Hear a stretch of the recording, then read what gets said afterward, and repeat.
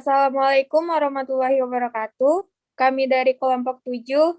Di sini kami akan menjelaskan tentang kasus pada PT Elnusa Fabrikasi Konstruksi. Dan yang pertama saya akan memperkenalkan anggota kelompok saya. Yang pertama Dade Lia Nenggolan, yang kedua Irza Hendrawan, yang ketiga saya Magandira, dan yang terakhir saya sendiri Indah Adila. Selanjutnya, saya akan menjelaskan tentang pengenalan perusahaan.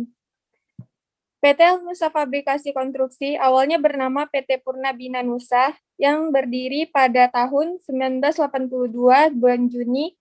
Semenjak tahun 2010, resmi diambil oleh sahamnya oleh Elnusa itu sendiri, merupakan perusahaan yang bergerak dalam industri oil country tubular goods yang berdomisili di Jakarta. PT Elnusa mempunyai anak perusahaan bernama Elnusa Fabrikasi Konstruksi, yang saat ini ada di Batam, bergerak di bidang oil country tool goods, atau di bidang perminyakan khusus pembuatan kulit pipa. Selanjutnya saya akan menjelaskan tentang produk atau jasa yang ditawarkan. PT Elnusa Fabrikasi Konstruksi bergerak di bidang jasa perguliran pipa untuk Pertamina yang berasal dari pusat lain, yang disuplai dari PT Elnusa Fabrikasi Konstruksi melalui Pertamina. Jadi, semua order dari Pertamina perusahaan yang mengadakan pipanya dan dikirim kembali ke Pertamina. Next.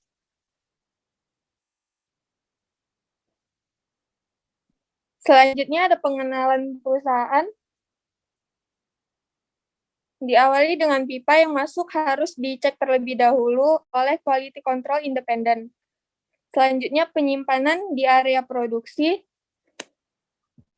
Lanjut melakukan proses sewing atau pemotongan dan penyambungan pipa. Selanjutnya setelah jadi dilakukan namanya MPI atau Magnetic Particle Independent. Selanjutnya melakukan perguliran pipa. Setelah jadi pipa akan dicat untuk menentukan jenisnya. Selanjutnya packing dan yang terakhir pengiriman ke lokasi pemesanan. Next.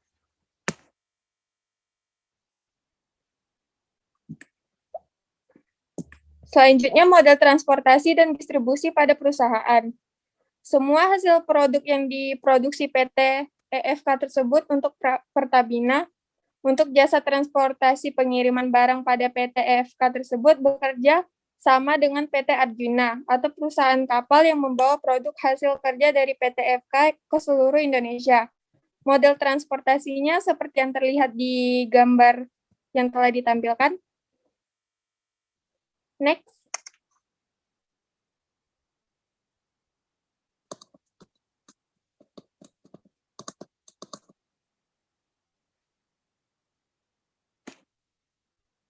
Next. Selanjutnya, model pengadaan pemeliharaan supplier dan pembelian pada perusahaan. PT Elnusa Fabrikasi mempunyai beberapa supplier yang supply produknya ke Elnusa Fabrikasi Konstruksi atau FK. Sebelumnya, supplier memasukkan barang dan jasanya ke FK terlebih dahulu. Supplier tersebut dimasukkan ke APL-nya TFK. APL di sini dengan kata lain join. Maksudnya bahwasannya supplier tersebut harus memasukkan dokumen dulu ke EFK agar bisa dicetakkan sebagai join bisnis. Setelah ada APL-nya, mereka baru kita supply barang ke mereka yang mereka butuhkan. Selanjutnya akan dijelaskan oleh Dea Lia Nenggolan.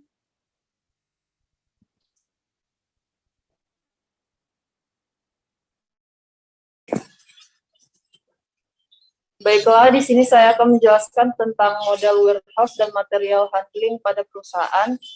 PT Elnusa Fabrikasi Konstruksi menggunakan building automation system yang di dalamnya ada sekitar 4 warehouse, yang itu semuanya memakai sistem handling automation. Building automation system akan mengoptimasi beberapa sistem di dalam gedung, seperti sistem keamanan, lift, lampu, dan lainnya. Untuk penumpukan pipa barang yang sudah jadi sebelum diantarkan ke lokasi tujuan Pertamina di seluruh dunia akan disimpan di dalam warehouse. Jika ada permintaan dari Pertamina untuk barang dikirim ke lokasi, warehouse akan mencatatkan barang apa saja yang akan dikirimkan. Selain itu, warehouse akan memberikan gate pass untuk memastikan bahwasannya material tersebut sudah siap untuk dikirim dan dikeluarkan. Selanjutnya saya akan menjelaskan tentang software yang berbasis ERP yang digunakan PT Elnusa Fabrikasi Konstruksi menggunakan SAP. Program yang digunakan ini dari pembelian, pembayaran, pengiriman, semuanya masuk ke dalam program SAP. SAP atau juga yang dikenal dengan System Application on End Product in Data Processing adalah sistem yang digunakan untuk mendukung kegiatan atau aktivitas yang berjalan dalam suatu organisasi secara otomatis sehingga efisiensi dari produktivitas bisa meningkat secara efisien. Sistem ini terdiri dari bermacam-macam modul yang mempunyai tugas masing-masing sesuai dengan perintah yang diberikan. Semua modul tersebut saling reintegrasi untuk menyajikan data yang akurat dan langsung kepada pengawasnya. Tujuannya jelas, SAP membuat semua aktivitas manajemen, pemantauan, dan pengolahan informasi menjadi jauh lebih efektif dan efisien dari sebelumnya. Selanjutnya saya akan menjelaskan tentang permasalahan yang dihadapi dalam manajemen rantai pasok bagian barang dan jasa. Misalnya ada orderan dari pihak Pertamina. Ternyata sistem pemasok yang ada di Indonesia terkadang tidak mencukupi suplai pipa untuk produk dalam negeri. Sedangkan untuk standar Pertamina dan PT Elnusa Fabrikasi Konstruksi harus TKDN-nya minimal 40%. Untuk pemasok di Indonesia cuma hanya ada satu di Batam yaitu PT TMM yang terkadang tidak dapat suplai pipa yang dibutuhkan untuk Pertamina, yang TKDN-nya mencapai di atas 40%. Kalau mengambil langsung dari Cina bisa saja, tetapi TKDN-nya menurun. Namun pemerintah Indonesia meminta TKDN perusahaan dalam negeri itu minimal 40%. Sedangkan di Indonesia yang bisa mensuplai pipa itu hanya ada beberapa perusahaan yang terkadang ada yang tidak mencukupi. Selanjutnya saya akan menjelaskan tentang bab 4 pembahasan, yaitu analisis terkait studi kasus. Dari permasalahan yang ada di PT Elnusa Fabrikasi Konstruksi, yaitu mengenai pemasok yang di Indonesia terkadang tidak mencukupi suplai pipa untuk produk dalam negeri, yang dimana TKDN harus sampai 40% sesuai dengan aturan pemerintah dalam negeri. TKDN adalah presentasi komponen produksi yang dibuat di Indonesia pada suatu produk, barang, dan jasa atau gabungan antara barang dan jasa. Agar dapat melakukan pemasokan suplai pipa, Pertamina harus mencukupi presentase TKDN di Indonesia agar pipa bisa diproduksi. Namun hanya ada satu perusahaan pemasok di Indonesia yaitu PT TMM yang terkadang tidak mencukupi angka presentase TKDN yang seharusnya. Selanjutnya ada Purchasing and Supplier Selection. Purchasing and Supplier Selection merupakan bagaimana bisnis menentukan vendor mana yang akan bermitra untuk menyediakan barang dan jasa yang diperlukan. Proses di mana perusahaan mengidentifikasi, mengevaluasi, dan membuat kontrak dengan pemasok. Proses pemilihan pemasok yang menyebarkan sejumlah besar sumber daya keuangan perusahaan dan memainkan peran penting bagi keberhasilan organisasi manapun. Tujuan utama dari proses supplier selection adalah untuk mengurangi risiko pembelian, memaksimalkan nilai keseluruhan bagi pembeli, dan mengembangkan kedekatan dan hubungan jangka panjang antara pembeli dan pemasok. Berikutnya akan dijelaskan oleh Ariza.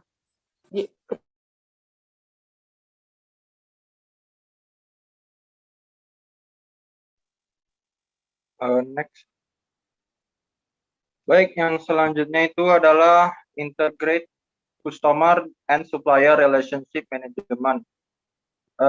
Dalam hal ini, strategi menghadapi persaingan, PT Elnusa Fabrikasi Konstruksi akan menerapkan strategi Mastering the Present, Pre-Empting the Future. Strategi ini antara lain yaitu fokus kepada organic growth, memanfaatkan competitive advantage melalui scale, scope, span, dan speed. Selain itu, akan menjalankan program cost efficiency dan cost cutting. Di samping itu, tetap melanjutkan segmentasi para konsumennya dengan memperkenalkan produk-produk dengan higher price and higher margin. Selanjutnya,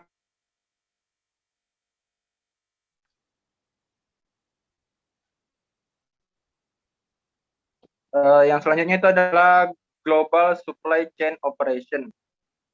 Pada PT Nusa Fabrikasi Konstruksi hadir melalui layanan supply chain management yang mencakup kegiatan procurement service and logistics service bagi para pelaku industri sebagai upaya untuk memperoleh barang atau jasa yang merupakan bagian dari rantai supply sistem operasional tertentu di lingkup PT Nusa. Kegiatan procurement service memberikan layanan pengadaan dengan service level agreement yang terukur menggunakan sistem procure to pay atau biasa disingkat dengan P2P yang terintegrasi dan paperless bernama SCM online. Secara khusus, procurement ini memiliki peran dalam proses pemilihan mitra kerja yang tepat, memilih dan mengimplementasikan teknologi yang sesuai, mengelola data item yang dibutuhkan serta master data mitra kerja, dan juga melakukan proses pembelian termasuk di dalamnya melakukan evaluasi kinerja vendor. Baik, selanjutnya.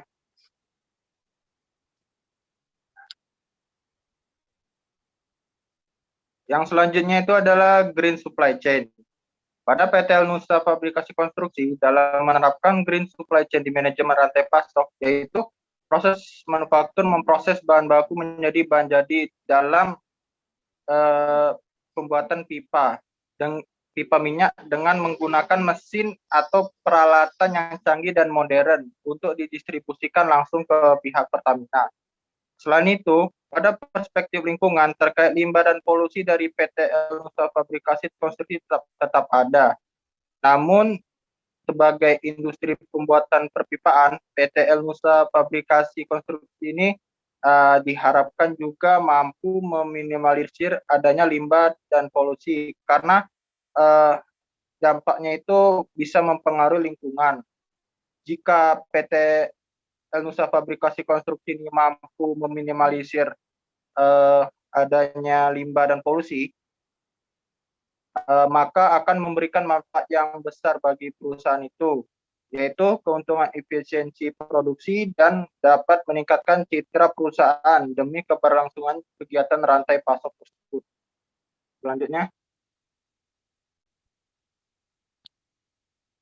Yang selanjutnya itu adalah halal supply chain.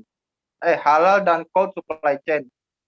Halal supply chain management dapat didefinisikan sebagai proses dan aktivitas bisnis dari bahan baku sampai dengan konsumen akhir.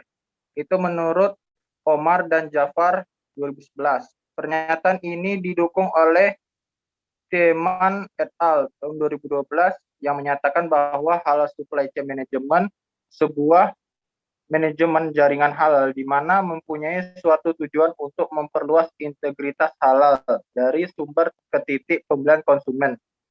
Cold chain adalah termasuk bagian dari rantai supply chain di mana di dalamnya bertujuan untuk menjaga suhu agar produk tersebut dapat terjaga selama proses distribusi pada rangkaian supply chain. Kegagalan dari sebuah sistem cold chain merupakan kegagalan dari seluruh aktivitas yang dialami oleh seluruh kegiatan rantai supply chain secara seri dalam memelihara range suhu sesuai dengan produknya. Next. Selanjutnya akan dijelaskan oleh Tema.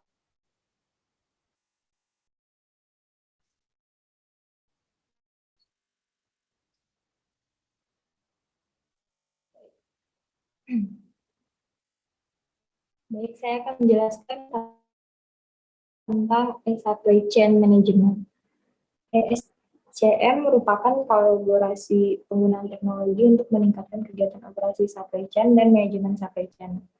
Adanya pemanfaatan teknologi internet dalam penerapan SCM berbasis web dapat menghubungkan dan mengintegrasikan antara pelanggan, perusahaan, dan pemasok secara online dan real-time yang dapat menghasilkan sebuah koordinasi lebih baik dari aliran material, informasi, dan keuangan antara pelanggan, perusahaan, dan pemasok dibandingkan dengan SCM tradisional yang belum menggunakan dan memanfaatkan internet dalam upaya pemenuhan pesanan. Next.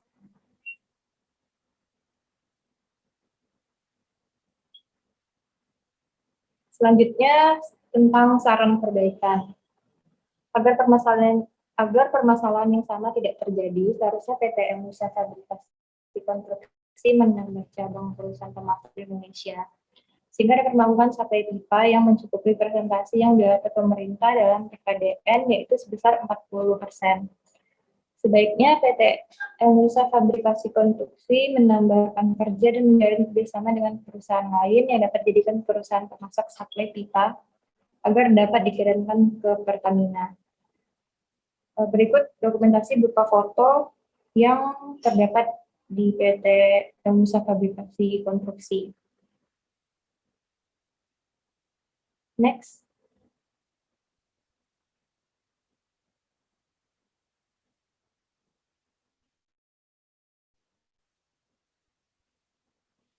Nah, kesimpulan yang dapat kita ambil dari studi kasus ini yaitu adanya supply chain management dalam perusahaan dimungkinkan peningkatan efektivitas dan efisiensi.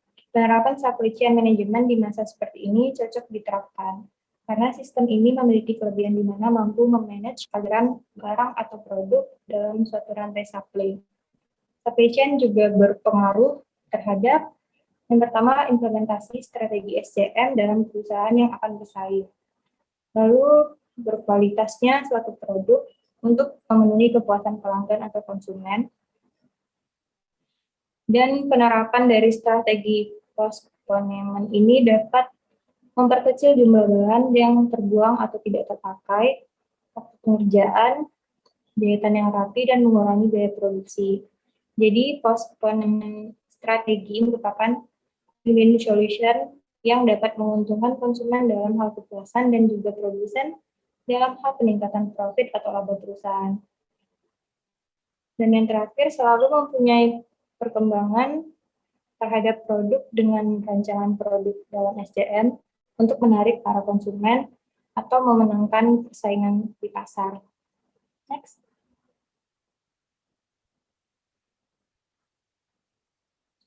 Nah, solusi atau saran yang dapat diberikan berdasarkan hasil penelitian kami di studi manajemen rantai pasok material pipa di PT Nusa Fabrikasi Konstruksi yang akan diulirkan ke Pertamina. Terdapat saran dan solusi yang dapat dijadikan sebagai bahan pertimbangan serta masukan di masa mendatang. Antara lain yaitu yang pertama, manajemen rantai pasok material pipa pada proyek konstruksi di PT Nusa Fabrikasi Konstruksi sudah termasuk dalam kondisi yang baik. Lihat dari aspek aliran produk, aliran informasi, dan aliran komunikasi.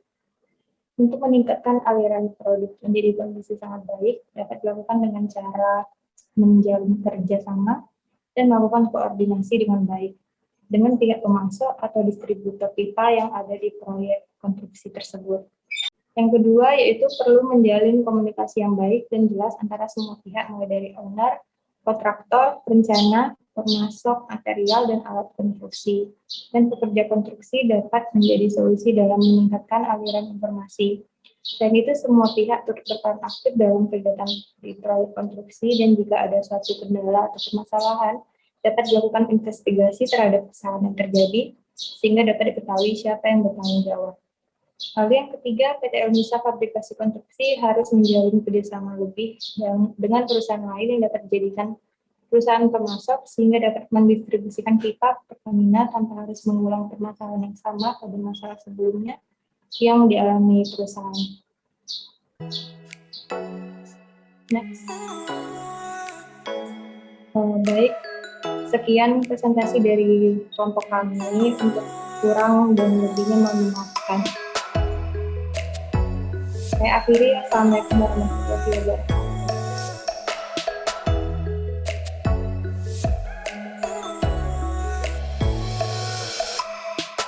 Udah